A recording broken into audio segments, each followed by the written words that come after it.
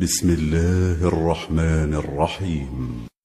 لا أقسم بيوم القيامة ولا أقسم بالنفس اللوامة أيحسب الإنسان أن لن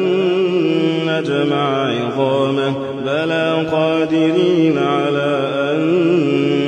نسوي بنانه بل يريد الإنسان ليفجر أمامه يسأل أيان يوم القيامة فإذا برق البصر وخسف القمر وجمع الشمس والقمر يقول الإنسان يومئذ أين المفر كلا لا وزر إلى ربك يومئذ المستقر ينبأ الإنسان يومئذ بما قدم وأخر بل الإنسان على نفسه بصيرة ولو ألقى معاذيره لا تحرك به لسانك لتعجل به إن علينا جمعه وقرآنه فإذا قرأناه فاتبع قرآنه ثم إن علينا بيانه كلا بل تحبون العاجلة وتذرون الآخرة وجوه يومئذ ناظرة إلى ربها ناظرة ووجوه يومئذ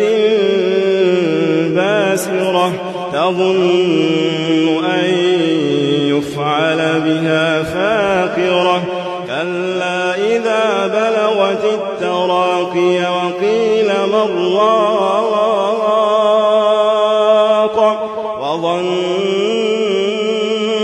أنه الفراق والتفت الساق بالساق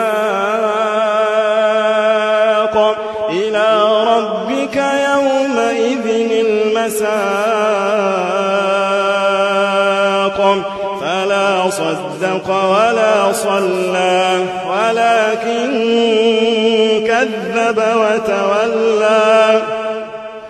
ثم ذهب إلى أهله يتمطى أولى لك فأولى ثم أولى لك فأولى أيحسب الإنسان أن يترك سدى ألم يكن نطفة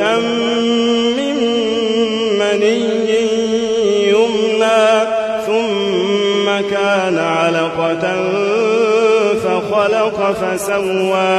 فجعل منه الزوجين الذكر والأنثى أليس ذلك بقادر على أن يحيي الموتى